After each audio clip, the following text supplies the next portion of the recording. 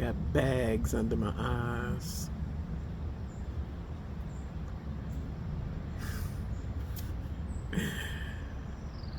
Uh, I don't have enough money to get it fixed. But anyway, welcome.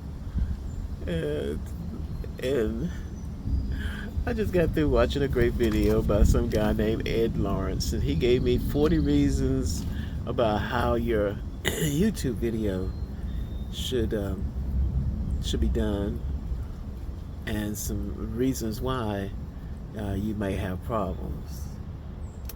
Well, I was looking at that, but let me get to the other point. I'm getting to the last. This is the last day of my declutter, and it is still a lot. So I'm hoping that I can get this all done by tomorrow morning when I move out. They'll show up for. They'll show up for starting tomorrow, and I've got my kitchen 98% done, but that other 4% is just a lot because I'm trying to get everything into the pods so that they won't throw it away, because he said they're going to throw away anything that's out. So I was trying to get all that done, and it's a beautiful day today. We were supposed to have bad weather today, but we didn't. I mean, well, we did. It rained this morning, and then it stopped and gave us these nice fluffy clouds with a partially blue sky. And the wind is blowing lightly, but it's not blowing as bad as they originally said. So we lucked out, considering all the horrible things that's going on around the rest of the country. So what I got going today is finishing up my decluttering. And I did watch this guy, Ed Lawrence, to give me the 40 reasons or lessons about YouTubing. He said one thing that stuck out to me too. He says he was making bad videos and they weren't getting watched. And he said the best thing he did was just stop for like 2 weeks and come back. So I may do that and see what I can do to do better on it, since I'll be at my cousin's house, and my dear sweet cousin at the moment does not have her internet working. And I told her how to get it fixed by calling the number of the company to come out and do a service call, but she didn't call. And I don't know what I'm gonna do when that happens. You know, I've gotten so used to the internet. It just baffles me when someone doesn't do it. It's a strange thing. She's got some kind of tablet that she's using. I think it's a Kindle, and I just thought that, well, I don't know how it's working. And she says there's no router light on her system. So obviously you can tell I'm talking about it because I'm really upset about it, going over there with no internet for my PC. Because you know I do PC and mobile phone. And so I'll just have to see when I get over there. And you know, I'm really grateful that they're doing this for my house. I never expected that in the years coming up. I had tried to apply for Habitat, refurbish, refix, and everything, you know, before. And so I could never get through. And I have another cousin, my cousin, the sister of my cousin that I'm going to stay with. She was the one that got the contact, and she put in the word for me, and she told me to call now. They are open and they're taking applications, and I'm gonna tell her that you're calling. Wasn't that sweet? And so I called, and because I think I moved up in the line because they knew my cousin and did work for her, and they loved her. She's a wonderful person. And so they put me in, and so I got in, and So the reality of doing this when you have a cluttered home like I do and did, and is the fact you got to do the work to declutter. I don't have anybody to really help me with the declutter, so I just been doing it all myself, and I'm slow on the last part. I probably shouldn't be making this video, but I am going to go ahead and do this. I'm gonna call it the last video for a while because it just hadn't been working out for me, but it's been fun. I consider it like a psychological journey. And so I'm sitting on my porch, and my porch is a deck, and they're gonna fix up this deck that has this brown gray wood on the bottom, and so they're gonna keep the spikes on the side that has the rail on it, and they're gonna replace all this wood here, and then put everything back together and take out any rotten wood on there. So that's a deal. I mean, they're coming in to do that, and the biggest part too, they're replacing lights in the ceiling, and they're also remodeling the whole kitchen. Not remodeling, but replacing the kitchen, taking out the whole floor because it has some grooves that sink in, and then they're going to totally take out the bathroom and replace the water lines. So this is a lot.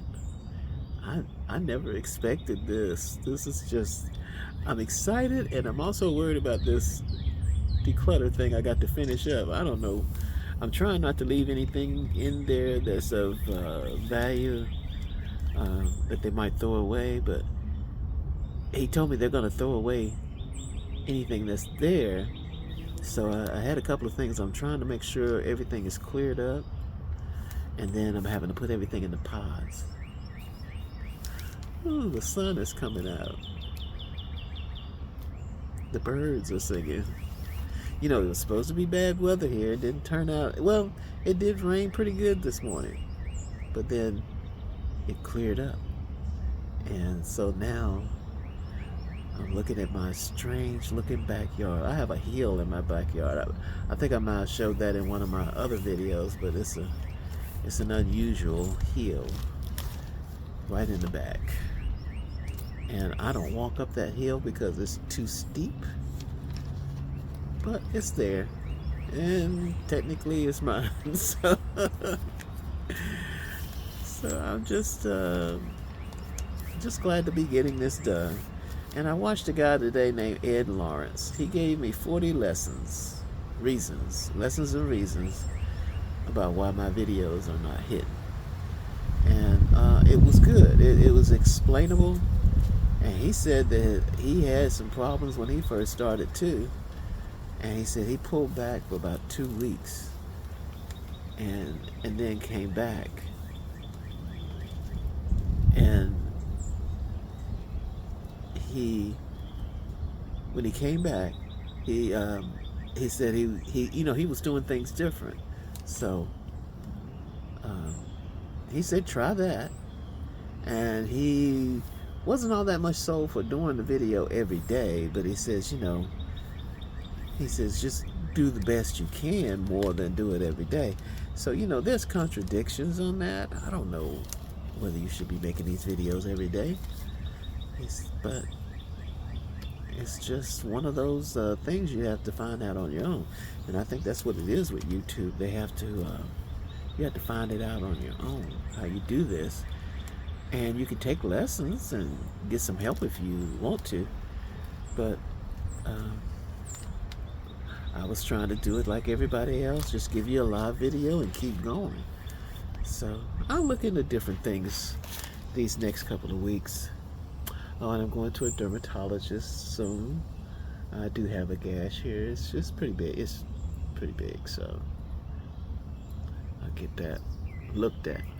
I may have to just live with it. Can you, I don't see many people on on YouTube with scars, but I guess I will have one. And I'll check and see what they say and do what I can. I don't know how much that would cost, but it's in my network for dermatologists in my insurance. You know, your retired insurance for United Way. You know, you never know what they're going to cover. So I haven't heard anybody say anything about, doing that. I'm looking at myself in this thing here. I would love to have these bags removed, but what can you do? But Ed Lawrence says nobody's really looking at you. They're just there for the entertainment, and that's a possibility. And so, he says you have to be yourself and try to find a niche that's good for you. So I thought the retired niche would be good, but I don't get many views on these, so this is a good chance to just kind of, once I get my house done, it'll be a good reset time, and I'll reset and try to make myself look better and try to give a more professional type of thing. I may actually record a lot out here because I like this weather out here like this. And this weather is nice, and that's the one thing about this yard is I have so many trees to look at, and when the wind blows, it just feels so good out here, and it looks so good. It's starting to get, you can tell spring is coming because everything is starting to grow green. So I've got quite a few things going on here. And I got to check on my cousin and see what she got going on with the internet, because I have been without internet for a long time, so I can see me going to the library and doing my thing there. So I don't know if I need to take things off of this porch, which is what I'm gonna do, because I just I'm at that point. The little things, I don't know what exactly is going to happen, and so I will definitely be working on this. So I got a few hours this evening, and then I will be gone for a while, and I'll come back, try to be more exciting. Tell you some of my elder situations. So you can say, Uncle Mike told you this about this when you were younger and when I was younger, and tell you what to do and what not to do. I've done everything. I've been a DJ, I declared bankruptcy, I've been a computer operator. I was so proud of that. And I became a computer operator back in the day when you could just start a job of sorting checks and then move into a computer operator by bidding in it. You didn't have to have a college degree. And I was that way. I stayed with my bank where I was a computer operator for over 15 years. And I met a lot of good people. And that was my little diamond in my work history. And the only reason I left was because the department I was in was downsized, and they couldn't get another job at the moment back in there. I was actually making more money than the supervisors that they were hiring. One of the managers told me that. He says, you make more money than the supervisors we're having here. So for me to stay, I would have had to take a drastic cut. I probably should have stayed, but I didn't. And so I got a little bonus for leaving, that kind of stuff. And then I went to be a computer operator of all places, for the government. So I keep trying to think of the name where I was working. It starts with a C, I think. Anyway, I worked there for about 3 years, and then they had a shutdown because who caused the shutdown? Was it George Bush? It might have been George Bush, yeah. And so the shutdown happened, and then I got another job at a company called HBOC. This was a medical company, and they had corruption left and right, and so they ended up having to close also. So I got downsized from there, and luckily in the building that we were in, there was another place there for customer service. So I went from computer operator, and then ran into customer service. And that was a whole different world. But I stayed there for a while, and then I ended up working for Walmart. And then somebody that worked for the cable company saw me in Walmart working on the desk, gave me her card, and told me, if you can work customer service here in Walmart, you can work at the cable company. Cable company at that time was Time Warner Cable. So I was sure, why not? I went there and got hired for that, and I worked there for about 15 years. And let me tell you, customer care is a wild western type of situation. People are crazy. The customers are crazy, especially for a cable company, and also the people that work there are crazy. You got backstabbing, hatred, love, friendship, but a lot of backstabbing. And you had to really watch your step in customer service, because there was always somebody ready to pull that carpet from under you.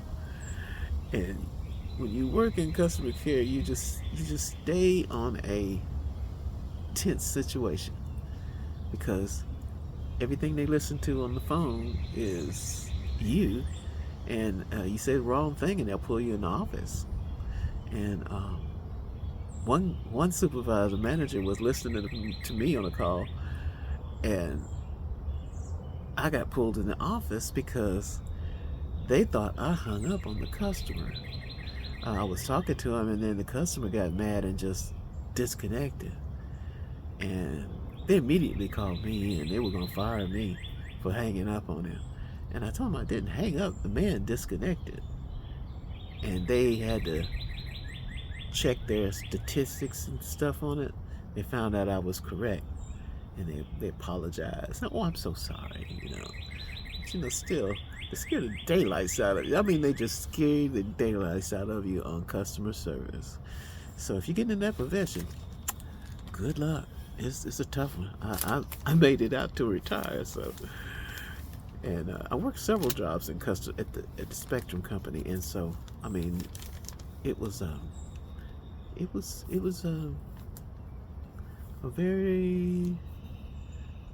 I made good friends there, so I'll say it was excellent. I enjoyed it, even to the last days. And so I didn't know when it was time for me to retire. I didn't realize it. I was getting mail from the government saying, you've reached that age for full retirement. And I didn't think about it, even though I was that age. See, they got me right before I turned 65. So they sent these mails that you have to sign up or you're gonna be in trouble. So I signed up, and then they asked if I wanted to retire. I could do that, or if I wanted to partially work and retire. Now, I went to our personnel and told them I was going to retire, and they said, do you want to work part-time? I said, no ma'am.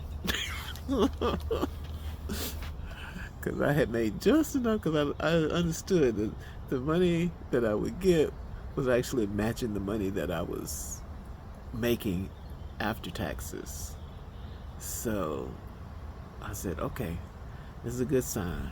But then when I got out, I had all kind of issues with teeth and knees. Well, I got one knee fixed and got another knee that needed to be done after I left. So, but anyway, I don't know how I just went right on into that, didn't I? I guess it just shows that I really did enjoy the people and the job there. But I was glad to leave out on friendly terms. So, anyway, the birds are saying it's time for me to go. So, all right, I'm leaving. I might see y'all tomorrow, but maybe I won't. Take care.